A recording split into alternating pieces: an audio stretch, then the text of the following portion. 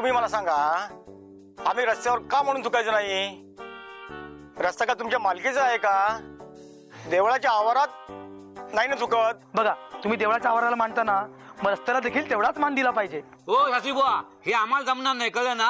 आणि तुम्हाला समाजसेवा करायची असेल ना तर हे तुमचं देवळाचं काम सोडून द्या आणि मग मंत्री म्हणा.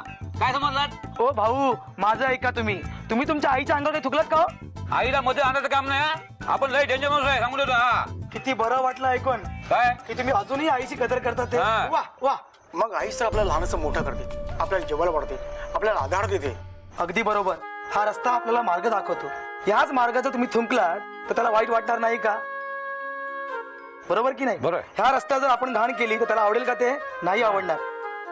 ह्या जमिनीतून आपण अन्न पिकवतो आणि खातो. ह्या जमिनीवर आपण जर घाण केली तर ती आपल्याला चांगलं अन्न देणार नाही. ही जमीन आपल्याला सरळ उभा राहायला शिकवते, बरोबर की नाही? आणि तीच आपण घाण केली तर चालेल का? नाही, हे तुम्ही मला सांगाल हो. मी ते मान्य सुद्धा करीन, पण इतर लोक चुकतात, त्यांचं काय? त्यांना कोण सांगणार? आपणच सांगायचं. हा आज मी तुम्हाला पाहिलं आणि तुम्हाला सांगितलं की नाही, उद्या तुम्ही कोणाला पाहिलं ना तर प्रेमाने समजून सांगायचं, रागवायचं अजिबात नाही. बघा, नाही ऐकलं तरी देखील चालेल, पण त्याचं मन त्याला खात राहिलं पाहिजे की आपण काहीतरी चुकीचं करतो, एवढं मात्र नक्की. शास्त्री बाबा, तसं पाहिलं तर लय बरोबर आहे तुमचा प्रश्न. आम्ही चुकलो, माफ करा. धरणी माता म्हणजे आमची आईच आहे. हे चांगलं तुम्हाला जमतं. आमच्या शिंदेचाईची शोभा तुम्ही चांगले वाढवाल. चांगलं काम करा तुम्ही. हे असं मी सांगत नाही, चिंटूची आई बोलत होती ते मी ऐकलं आणि अंमलात आणलं, बस. आणखीन काय? बरं आहे, यापुढे आम्ही दक्षता घेऊ. येऊ आता आम्ही. चला. शास्त्रीजी, माझ्या डोक्यात एक कल्पना आली आहे. ती आपल्या शिंदेचाळीसाठी कमाईची आहे. तुम्ही नुसतं कमाईचं बघा, सुधारण्याकडे अजिबात लक्ष देऊ नका.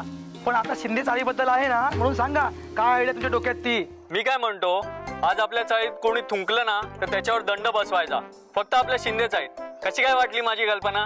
आयडिया चांगली आहे, पण त्यांच्यावर पाहत ठेवायचे कोणी?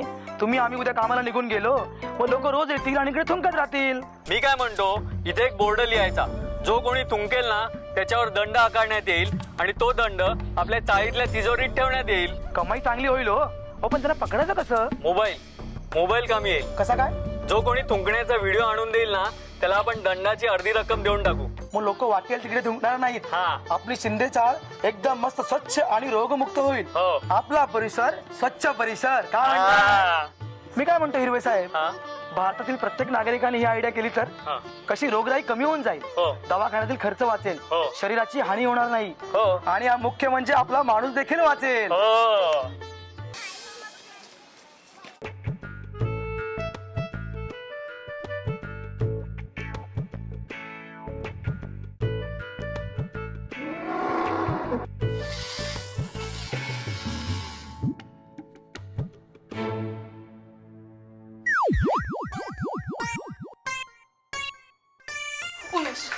उमेश, तुम्ही आधी घरात चला. आधी घरात चला. काय झालं?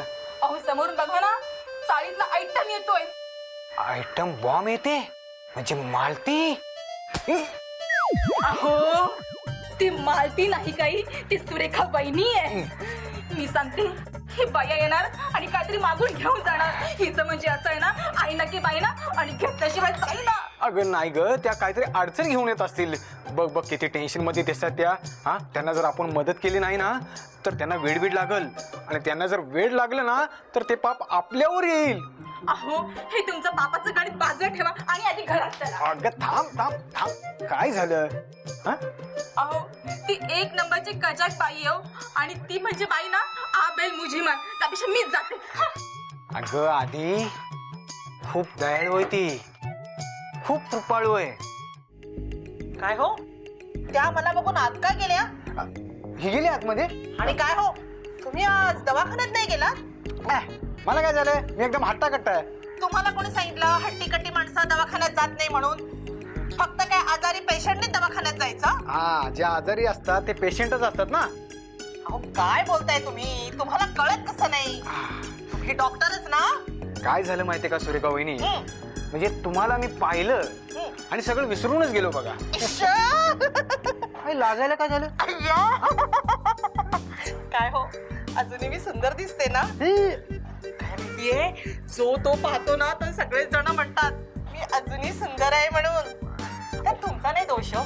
काय माहिती ना, माझ्याकडे जो कोणी बघतो ना तोच आपलं सगळं सगळं सगळंच विसरून जातो. धर्माने मरेल बिचारा. अहो तसं नाहीये. मग? तसं अहो मला काय वाटलं माहितीये का, तुम्ही काय डाळ मागायला आलात, मला डाळ द्यावी लागणार आहे, चणे द्यावे लागणार का चहा पावडर द्यावी लागणार आहे, या विचाराने मी सगळं विसरलो. सांगा काय घरात संपलंय तुमच्या आता? काही संपलेलं नाहीये. म्हणजे संपलं होतं ना ते सगळं मालतीने दिलंय मला. मालती. अरे बाप रे, असं कसं झालं? आधी बाहेर आहे.